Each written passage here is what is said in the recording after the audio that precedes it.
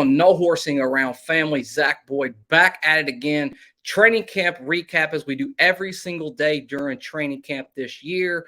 A lot of things to talk about. Anthony Richardson didn't have the greatest day today, but I still remain pretty confident in his demeanor, his approach. And to talk about that, Kevin Bowen, 107.5 The Fan, Kevin Aquari in the morning every single weekday. He's got you covered.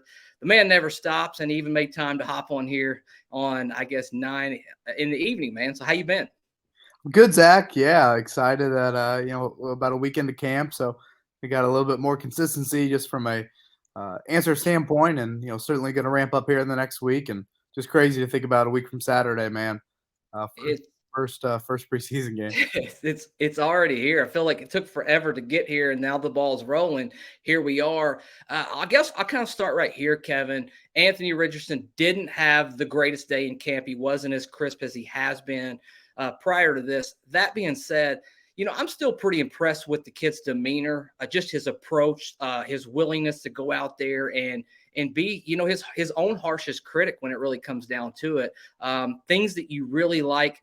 Seems very encouraging on the Indianapolis Colts front. Just what have you seen being down there? I know you guys do the morning show every day as camp has kind of come around out there in Westville. Just your thoughts on just how he's looked day in, day out. There's two things, Zach, that I feel like you can't measure at the combine that sold the Colts on Richardson. I mean, certainly the combine's the combine. Like, we all know what he did there. But two things. One, in relation to his play, and that would be his pocket presence and his poise. If I was 6'5" or 250 and ran 4.4, I'd probably tuck and run a whole lot. But the Colts feel like when they watched him at Florida, and DeForest Buckner actually mentioned this to us on report day, that when you watch Richardson, he doesn't panic in the pocket. It's not a deer in headlights look. The rush gets to him, and boy, the eyes sink, and all of a sudden he takes off. He keeps those eyes downfield. I feel like his footwork, certainly looks like has made some strides, and syncing all of that together will be important parts of his game. But I just feel like in general that poise, that pocket presence stands out. And then the other attribute, which I think you just alluded to there, is how he's wired off the field. Michael Pittman said the phrase on the opener of camp of like, the guy works too hard to think that he's going to fail. I think he's got a great grasp. I've said this before. Uber confident, have the quarterback swagger, but also realize you have a whole lot of work that needs to be done there. So just a couple of off the field attributes that I feel like are really, really important for anybody, particularly a 21-year-old, particularly out 13 starts, and a guy that you obviously hope is on the side of your building one day. Yeah, absolutely, man. And another thing I've really enjoyed seeing kind of this early on, chemistry that he's built with Josh Downs. I've always liked the idea, Kevin, of drafting a rookie quarterback and going out and getting him a rookie weapon. They can grow together and really mature. Seems like that relationship's developed, prior to camp and now as we head into camp. And the kids so far looked pretty good, huh? In limited action here. Yeah, I'd have to double check, but I think, if I'm not mistaken, I think in the Manning draft, they took 2 receivers. In the Luck draft, they took 2 receivers. And obviously in the Richardson draft, they took Downs and, his roommate in camp and all of that. I mean, I would say he's probably flashed a little bit more in one-on-ones than a little bit more in the teamwork. There's been a couple of times where I just love watching him one-on-ones. So I'm like, boy, he's got to be such a tough cover. I'd like to see, and I understand why they do it. They really put Kenny Moore against Michael Pittman a lot, which, makes sense. It's the veteran wideout against the veteran corner. But selfishly, and I think it'd be good for Josh Downs as a slot guy to go against Kenny in those moments as well. Certainly sure-handed, wise beyond his years, all of those things. I mean, heavy NFL pedigree.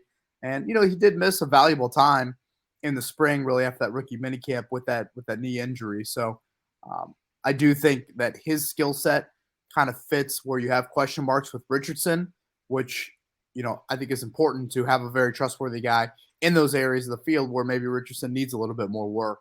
Downs is a guy that, how they utilize him, how they use Isaiah McKenzie, and kind of those shorter guys that, again, have different skill sets, even though they are kind of similar in stature, will be something I'm going to keep an eye on.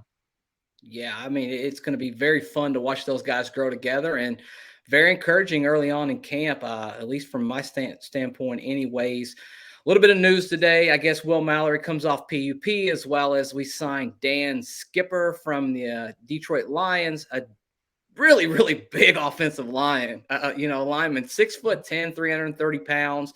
And Kevin, I'd have to think if you play for Dan Campbell, you got a little bit of something to you, right? I mean, there's not a lot to know about him. I know very little, if I'm being honest, but just any initial thoughts, because I feel like that's a position that I'm a little surprised that they didn't maybe go out and get a veteran before the camp started. And as camp gets going, probably a welcomed addition, just a little bit of, competition as things get rolling along here. Yeah, it's probably been my biggest Ballard offseason surprise. It's that a position group that he clearly invested in a lot, that if you looked at the depth of that group, boy, outside of Danny Pinter, and I'm probably missing somebody, I'm not sure if there's an NFL start within that group. And there's really not even a whole lot of NFL general experience within those guys. I don't think he went out and got Dakota Shepley earlier in the offseason. Maybe he qualifies as one of them. But, Skipper could be viewed as one injury away. I mean, depending on how you view Blake Freeland, if Skipper is kind of that swing tackle, maybe he's the guy if Bernard Ryman and or Braden Smith go down. Freeland, for the most part, I feel like every time I've looked up, it's been more of a right tackle situation for him in camp and not over at left tackle. Jake Witt, the 7th-round pick out of Northern Michigan, has been some left tackle, and then he's been out for the last few days due to a hip injury. So they've been kind of rotating some guys there. So maybe this is a reason for that move. 5 starts last year, so it's at least something. And who knows? Maybe it is Sam Tebby, maybe it is Julian Davenport, or maybe it's Chris Reed. Obviously we'll have to see how it all plays out, but I think just attempting to do something of the veteran nature there makes some sense to me. Yeah. Kevin, how concerned are you with the cornerback position in general? We're already very young, and now these young guys aren't getting those reps. And with those young rookies, you really would like to see them get every single opportunity they can on the practice field. Haven't really had a chance to see Juju Brents out there. Rush has also been off the field with both of them dealing with the hamstring injury. Any concerns with that? How does that look just as you've been down there on the sidelines? Do they look a little bit thin back there, or has it looked a little bit, like, hey, maybe they do have a little something here when in a Dallas Flowers along with Kenny Moore? And I don't really, be honest with you, don't even know who's on the other side right now filling in for those guys. Yeah, I guess to start with the rookies, I mean, it's certainly disappointing. I mean, you drafted those guys with the thinking of the depth chart's wide open. I mean, you didn't flinch when Gilmore was traded. You didn't flinch when Isaiah Rodgers had his situation play out.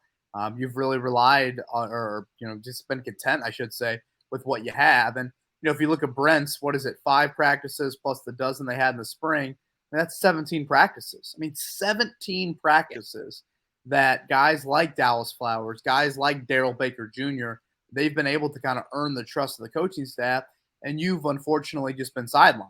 Rush hasn't missed all 17, but he's missed a big chunk of them. And when he's been out there, I feel like Rush has flashed a little bit. So, those are 2 guys that I guess Rush is a little bit more inexperienced than Brent's. Brent's played a ton. It's not like you're projecting an EJ Speed type to the next level who, played a variety of these positions in college. But nonetheless, it's certainly disappointing and unfortunate for those guys. The name that I just mentioned, easily to me, Zach, has been the guy that I think is, maybe surprised me the most. I tried to kind of pitch the question EJ Speed today. I was like, all right, I have a name in mind. We had him on our morning show. And basically what I said to him was, I've got a name on my mind, but I want you to give me a name. Who's the defensive guy that you feel like has been under the radar and has impressed early in camp? He went with Adetomiwa Adebawore, and I went with Darrell Baker. And he kind of came back to me like, oh, we saw Darrell do that in practice last year. We just really played special teams last year in 3 games. If anybody goes out there to practice, you're going to see Baker and almost probably think it's Juju Brents. Big, long, all those things. Undrafted kid last year for the Cardinals out, I think, Georgia Southern, I believe it was. So he is the 3rd corner to me. And I would feel confident writing that probably in pencil or pen right now. And we'll see if Brents and Rush can do something. But man, when you start to get to August 1st and you haven't even practiced yet in the NFL, or in Rush's case, it's really limited, it's just hard to earn, especially veteran coaches. Ron Milo's been doing this a long, long time. you got to earn some trust there. And so I think they're going to be well behind the 8 ball. Yeah, I mean, it's definitely a position that we got to keep an eye on. A year that we don't necessarily expect to win a lot of football games, but you still want to be competitive, right? You want to give Gus Bradley an opportunity to go out there and have a chance on game day. So more to come when it comes to that. Let's talk about a bright light before we get to the obvious, elephant in the room that everybody's been covering the last several days. But Shaq Leonard, man, just so encouraging seeing him out there. I don't really have any expectations when it comes to Shaq Leonard, just because you just don't know how he's going to respond day to day. But so far, so good, huh, Kevin? Yeah, they have changed up his workload a little bit today, but I guess let's just start here, Zach. If you and I, would have done this 10 days ago and you would have said, hey, man, 5 practices in, Shaquille Leonard's going to participate in every one, I would have said, how much money you want to bet on that? And let alone, he's pretty much done everything until they put shoulder pads on this week. Now, he hasn't done the 11-on-11, I don't think, in either of the first 2 days this week. So, is that next on the checklist? I don't know what else would be. I would think that's got to be, coming pretty soon there. So, movement-wise, a ton of people are asking, do I see all-pro movement? I'm not going to sit here and say that. But I also don't see the liability that I think he was last year on the field. So he had optimism in the spring. I understand why he had optimism in the spring after seeing him for a handful of days here in camp. Again, you still have several more, boxes to check on that list, but probably the best news, I would say, of camp so far has been just his availability and his workload. Yeah, and I mean, me as a Colts fan, and one thing that's really bothered me before we get into it is the fact that, that's a real positive story. We've had a little bit of a dark cloud over the weekend with the Jonathan Taylor, Jim Irsay saga situation, however you want to deem that. But, we should be talking a little bit more about the players who are actually on that football field, because it's a, new era, new coach, new quarterback, so many new unknown things. It's exciting for the fans to watch. And I hate the fact that we've had to spend so much time talking about this player. But let's talk about it. I mean, we have to. Could this all have been avoided, Kevin, if Jim Irsay's sitting in that bus or wherever he's sitting and he's typing out that tweet and he says, you know what, I'm just not going to hit send. I'm just going to put my phone away and I'm just not going to hit this. Does this story and this narrative go a whole different direction? Or do you think this is more of a situation that was ultimately just inevitable and it was going to happen some way, somehow? Yeah, I think it's fair to say you could have avoided so much of the public airing of it all, and so much of the childish kind of 7th grade nature that it's taken on. I think that's a fair statement to make. Taylor was unhappy in June. I think that was pretty clear. And then, I walked out of that Chris Ballard presser, I guess now a week ago today, and I thought to myself, man, I feel better about saying the Colts are going to re-sign Michael Pittman than they are Jonathan Taylor. So, Ballard hinted at it, and if you're going to take Ballard at his word, at that point he had yet to speak to Jonathan Taylor on move-in day, so he had yet to hear, maybe, I guess, Taylor's trade request at that point. He had yet to hear any sort of back ailment, if there is a back ailment, if there's not. So, there's been signs of the Colts and Taylor not on the same page before tweets were sent out, even before, supposed back injury. But to your point, I mean, the public nature to it all, both sides are at fault for that. And I just think, as much as I agree with Jim Irsay's tweet, you got to read the room, and you got to realize that, there's a very unhappy player in your own building. And for someone that preaches, your ability to connect with players and how you support your players and all of that, that's a really important guy that you're going to upset with that. And you throw in the caveat there of the little bad faith with agents. Agents are going to get pissed off by that comment as well. So you're almost poking the bear there. And then obviously Taylor's camp speaks for itself on the childish nature with his agent. Yeah, I mean, do you feel like that at the end of the day, this is a little bit less about Jonathan Taylor and a little bit of this feels a little personal to Jim Irsay with his agent and kind of some of the past comments that he's made? I'm sure, you'd like to say in a perfect world, Jim just blocks that out and hasn't read it, but he's a human being, right? Like at the end of the day, he's aware of what's being said. And I think Jim has a lot of pride, man. I think he really honors, the game in general, the history of football. And he wants to go down as being, I know you've mentioned on the show, a steward of the NFL. He wants to be that voice for the NFL. Do you feel like it's more agent and, ownership, general manager driven, or do you think Jonathan Taylor at this point has kind of gotten into the same kind of mindset that I just do not want to be here whatsoever, under these conditions? Zach, I'll be totally honest. My mind is racing with just all the thoughts of the how and the why, the Colts side of it, the Taylor side of it. I mean, there's so many different scenarios that I've thought about that have been thrown out to me, and you just, rattle off a bunch of them. I guess Irsay related first. Clearly, his history as an owner has shown that they've moved on from running backs. Now, I would argue that the Falk situation, the Edgerrin situation are very different than this Taylor situation. And we can get into that, but, the cupboard looked a whole lot different for Peyton Manning during those two instances than they do for Anthony Richardson right now. And let's not act like you let Falk and James walk and then didn't do anything at running back. You drafted running backs in the first round each of the next 2 years, or each of those next years, with Edgerrin for Falk and then obviously Joseph Adai for Ed. So, that one I don't totally agree with, but the whole steward, all of that, I could not agree more with. I think the Najee Harris comments might have been a little bit more of what kind of set Irsay off to send that tweet. A lot of this, I think, dates back to the Daniel Snyder stuff last fall of, a little power trippy, a little bit like, man, I'm seeing a lot of the people around me that I grew up with in this league either die or kind of move on. And I want to be the one that continues that shield and that legacy and all of that. Taylor-wise, I think his biggest frustration comes from past precedent. He mentioned a lot of times in June that I know how this organization has operated. If you excel on a rookie deal, if you check the box off the field, they will pay you. And now they're not. And that frustrates him. And if I were Taylor, I'd probably be frustrated too. They paid a running back in Hines. They paid Nelson off an injury. They paid Leonard off an injury. Maybe he's asking for too much money, all of that, sure. But when I see cap space, if I'm Taylor and I realize how the organization's operated, again, I understand where he's coming from on that end. And then lastly, probably the other thing that's probably stood out of my mind a little bit here of the why.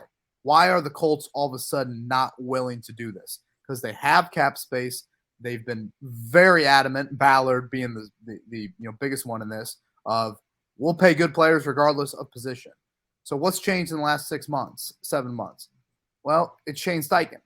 So how much is this Steichen influence at all here?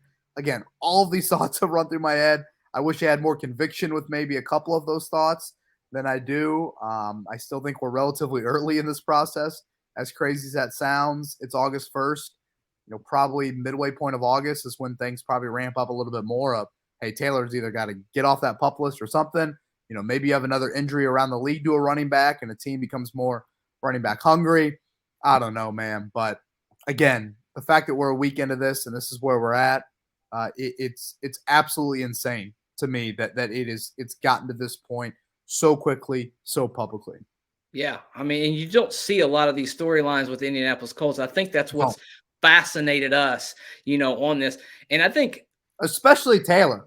I mean, think about how he is wired. Now, again, I know there's probably been some outside influence that have changed his demeanor, but I can think of a lot of guys in that locker room that I would have said, okay, I could possibly see this. He's not one of them. No, not at all. And I tend to believe, Kevin, if you gave Chris Ballard a little truth serum, that he would say he probably doesn't like any of this. He likes to keep everything closed-lipped, in-house. Not typically things leak out of that building, not from Chris Ballard. So you'd have to think this is coming from Jim Irsay, his agent, all parties involved. Going to ask you this last question. If you're a betting man, I know I'm a betting man. Week 1 against Jacksonville, who's getting that ball handed to him as a starter for the running back for the Indianapolis Colts? You're going to go with Taylor. You're going to roll the dice and roll with Deion Jackson. Could it be just an unknown? Who's getting that ball, man? I know. Part of me watches Evan Hall every day, and I'm like, geez, you might as well just give him 18 touches in week 1. I wish I had confidence. I wish I had conviction in my answer. I have no freaking idea. And I think like listeners of of my podcast, of the show, I mean, I try not to say stuff just to say it. So I want to make this abundantly clear. I've got zero idea how this is going to play out. I'd be willing to bet, Zach, that those internally, both sides of it don't really know how it is going to play out. Really curious what the running back market would even look like. I mean, you've got teams that have to be willing to pay and then also throw out a trade package that's reasonable. I mean, I would say the betting man is probably Taylor, but again, he just seems super dug in. And you've got the awkward health situation that, doesn't the dude have to start practicing somewhat soon? We haven't seen him on the field since the season ended. And I mean, I can't even think back to when his last game even was last year. So, boy, betting man, I would like can I get Evan Hall at like plus 500? I would rather take those odds than take Taylor at plus 200 or whatever it is. But, I forget who it was. I think it might have been Bob Kravitz. Asked Gardner Minshew today if he ran the veer at all. I mean, in all seriousness, it almost seems like maybe that's the best bet for week 1. Yeah, man. I mean, it's pretty crazy. And then on top of everything else, is he even healthy? Right? Like we've got all of this contract negotiation. Yeah. Maybe his back is hurt. Maybe it's not. He says it's not. Just a wild situation. And that's a big curveball. I mean, the whole back thing is a big curveball on several levels. I mean, we had a hell of a story to begin with before that. Now you throw that in there and it changes everything with, this situation. Having said that, again, go back to June. Taylor was unhappy, seemingly before the back. So there was already friction here before any potential back. And then you get the he said, she said on social media the other night. I know I've said it all week long, man, but this is Days of Our Lives, General Hospital. Yes, sir. Grand Park edition. Yeah, 100%. Well, guys, thank you so much for tuning in as always. Like, rate, review, share, subscribe. Join this No Horsing Around family. We really appreciate each and every single one of the interactions that we have with you guys. Light us up in the comments. Let us know the questions you have. Who's going to be your week 1 starter, man? And I would suggest not betting a single dollar on that and saving your money. Maybe put a little bit of money on, like I did on Offensive Rookie of the Year with Anthony Richardson, something crazy like that. Kevin, thank you so much, man, for taking the time out of your evening to join the show. And until next time, as always, go Colts.